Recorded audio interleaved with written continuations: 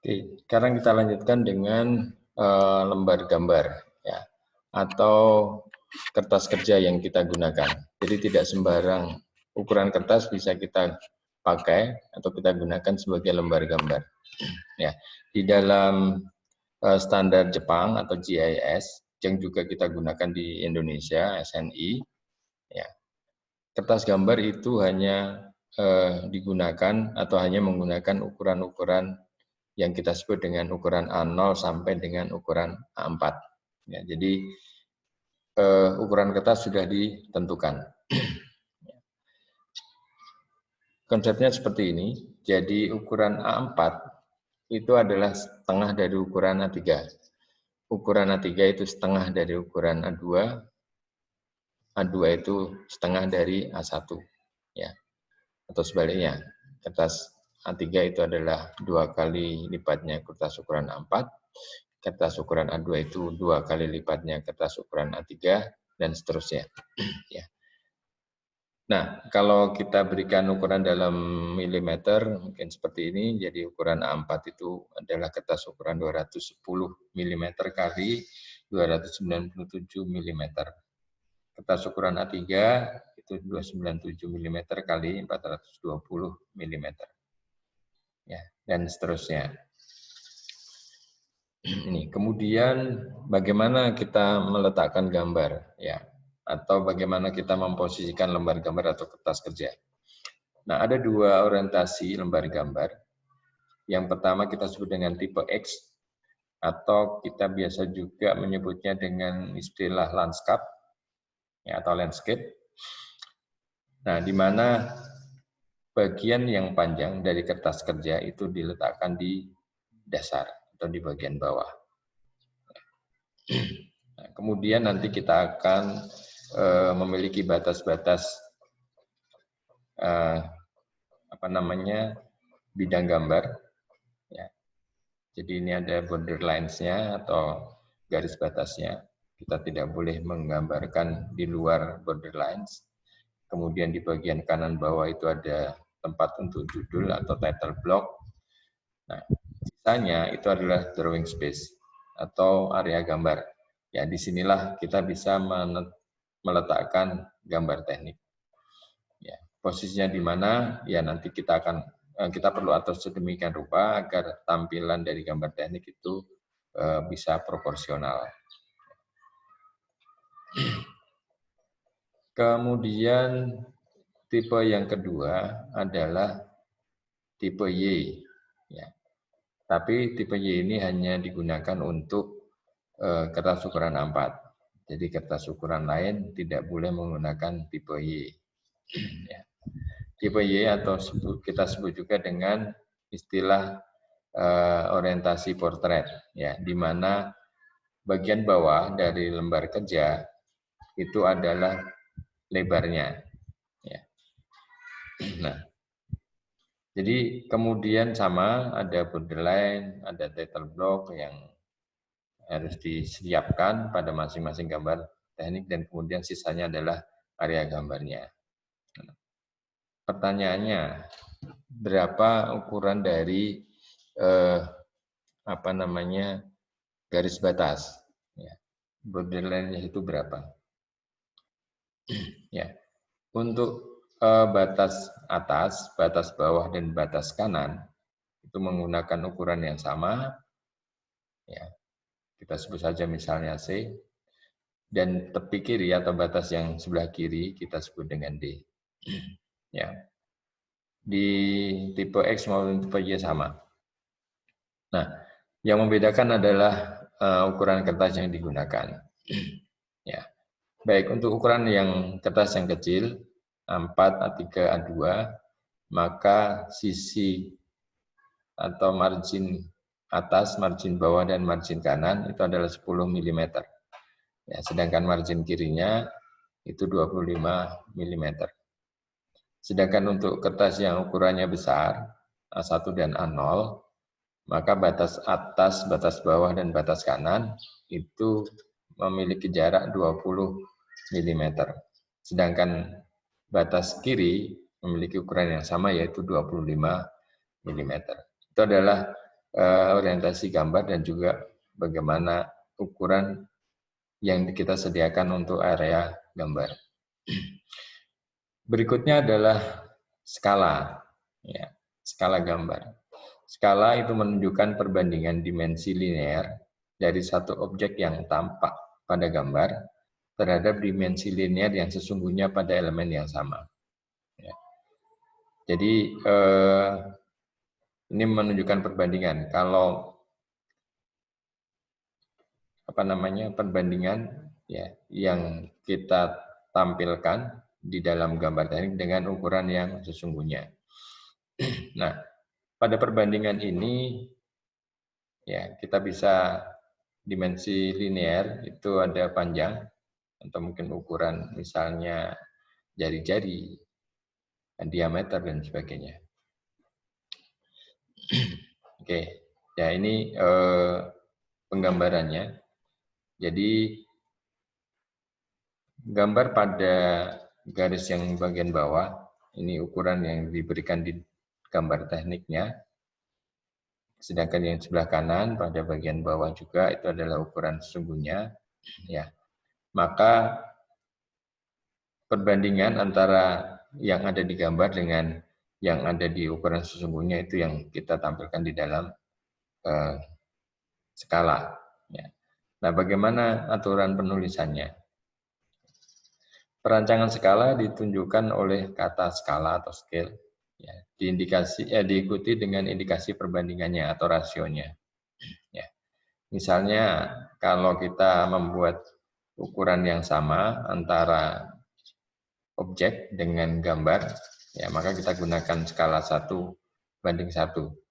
Artinya apa yang kita buat di dalam gambar teknik ukurannya sama persis dengan objek yang sesungguhnya. Nah, kalau kemudian objek sesungguhnya itu sangat kecil dan kita kesulitan untuk menggambarkannya dalam ukuran penuh atau skala 1:1 di kertas gambar, maka kita bisa menggunakan ukuran pembesaran.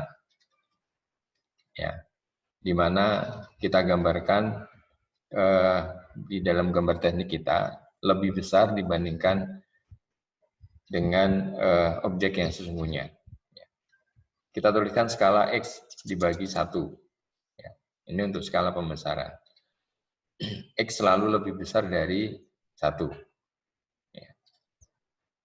Nah, sebaliknya kalau objek sesungguhnya itu sangat besar, kemudian mungkin akan kesulitan kalau harus menggunakan kertas kerja tidak mencukupi, maka kita bisa gunakan ukuran skala reduksi atau pengurangan. Ya. Di mana penulisannya adalah skala 1:X. Ya. Jadi ini ada perbedaan untuk skala pembesaran itu X-nya di depan ya dibanding dengan 1. Sedangkan untuk skala reduksi atau skala pengecilan maka X-nya diletakkan di belakang. Tidak boleh misalnya skala 0,1 dibanding 1, enggak boleh. Ya. Kalau reduksi ya skala 1 dibanding 10. Gitu. Ya. Angka pada dimensi pada gambar menunjukkan pada ukuran sebenarnya dari objek dan bersifat independen dari skala yang digunakan. Jadi nanti ukuran yang kita berikan di dalam gambar teknik itu menunjukkan ukuran yang sebenarnya. Ya. Jadi misalkan ukuran sebenarnya 100 mm, meskipun kemudian kita gambar dengan skala reduksi 1:10, sehingga yang digambarkan itu hanya 10 mm. Tetapi kalau kita nanti harus memberikan ukuran, maka yang dicantumkan tetap 100 mm. Ya, itu skala gambar. Kemudian mengikuti aturan juga atau standar juga ada jenis-jenis garis. Ya. Ada beberapa jenis garis yang biasa digunakan. Yang pertama adalah jenis garis tebal kontinu. Ya, tebal kontinu. tampilannya seperti itu, jadi tebal dan kontinu atau bersambung, tidak terputus-putus. Ya, penggunaannya adalah pada garis yang tampak secara langsung oleh mata pengamat. Ya. Kemudian ada tipis kontinu. Garisnya kontinu, bersambung, tidak putus-putus, tetapi tipis. Ya, ini digunakan untuk garis dimensi atau garis ukuran, untuk garis ekstensi atau garis perpanjangan, dan juga untuk garis penunjuk. Ya, nanti kita akan bahas lebih detail apa itu garis dimensi, garis ekstensi, dan garis penunjuk. Kemudian ada gambar garis yang tebal putus-putus. Ya, gambarnya tebal garisnya tapi putus-putus. Ini biasa digunakan untuk garis yang tersembunyi. Jadi kalau dilihat dari depan, maka garis itu ada di bagian belakang dari objek, sehingga tidak secara langsung tampak oleh mata pengamat. Ya, tetapi ada, sehingga disebut dengan garis tersembunyi. Kemudian jenis garis berikutnya adalah garis tipis rantai, ya, atau kita sebut juga dengan dash dot. Ya. Ini garis putus-putus tapi panjang pendek. Ya, kadang bagian pendeknya itu hanya diwujudkan dalam satu bentuk titik. Nah, ini digunakan untuk garis-garis sumbu. Ya. Baik, ini yang akan kita pelajari lebih detail nanti di pertemuan berikutnya. Nah, apa itu garis? Ya. Yang pertama, garis tampak itu menunjukkan fitur yang dapat dilihat secara langsung oleh mata pengamat atau kita sebut juga current view. Kemudian garis tersembunyi itu menunjukkan fitur yang tidak dapat dilihat secara langsung. Ya. Tidak dapat dilihat secara langsung, tetapi ada. Kemudian garis sumbu, ini menunjukkan garis simetri atau jalur gerakan atau pusat lingkaran atau sumbu komponen-komponen yang sifatnya simetri.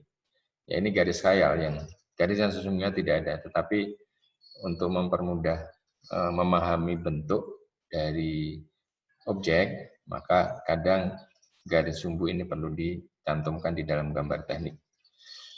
Kemudian ada garis-garis dimensi dan ekstensi yang sifatnya untuk menunjukkan ukuran dan lokasi dari fitur pada gambar yang kita berikan ukurannya. Ya. Nanti kita akan pelajari lebih detail untuk dimensioning seperti apa. Nah, ini adalah contoh konvensi garis pada menggambar teknik. Oke, di sini ada garis tebal, kontinu. Ya. Ini adalah menunjukkan garis yang tampak secara langsung oleh mata pengamat. Kemudian ada juga garis sumbu, ya, center line dari lingkaran ini yang ada di kanan bawah dan juga dari lingkaran yang ada di kanan atas, di kiri atas, menurut saya. Ya. Ini adalah garis sumbu atau center line. Kemudian ada juga garis-garis ukuran atau dimension line. Ya. 50 mm misalnya, yang ini menunjukkan bahwa jarak horizontal antara lingkaran pertama yang di kiri dengan lingkaran yang kedua di kanan itu jaraknya 50 mm. Nah, itu adalah beberapa standar yang digunakan yang kita nanti akan pelajari lebih dalam di pertemuan-pertemuan berikutnya.